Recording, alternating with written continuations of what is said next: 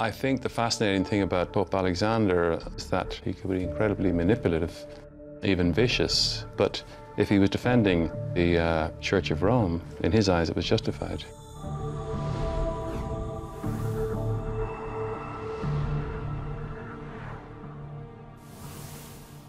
He had to defend his position, and he had to defend the position of his family. One of the most effective ways of doing that was to construct marriage alliances. Do you agree to take the illustrious Lucrezia Borgia, here present, to be your lawful spouse? I do. Marriage then was kind of a contract. They didn't expect it to include love. They regarded them as really practical arrangements. So by Alexander marrying her off to this man who had castles, had armies, had got a noble lineage and stuff like that, he was just being like any other father at the time. But of course he's worried, because she's removed to a castle in Pesaro and she's outside his environment. For all his faults, he loved his family. He just had to have them around him all the time. He was that kind of warm, Spanish, kind of possessive guy. I think I shall never have another friend like him. You'll always have me.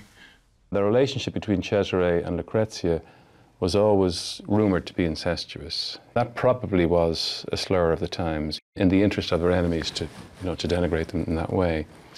But they were definitely incredibly close, and Cesare was hugely protective of his sister. When she does go off to marry Sforza, he's very conflicted even by the very idea of it. I kind of want them to be almost the ideal lovers if they were not brother and sister. In other words, they will never find a bride or a groom that would live up to their expectations, having grown up with each other, So it's not an incestuous relationship, but yet it's so protective as to be almost dangerous.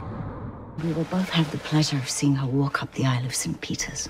We will not both have that pleasure. What was interesting to me was to actually develop the character with an actor. Very quickly, I could see that Jeremy got an insight into the loneliness of the position as well. And I do think people in positions of power must be incredibly lonely. And when Jeremy began to get into the part, we began to develop that aspect much more.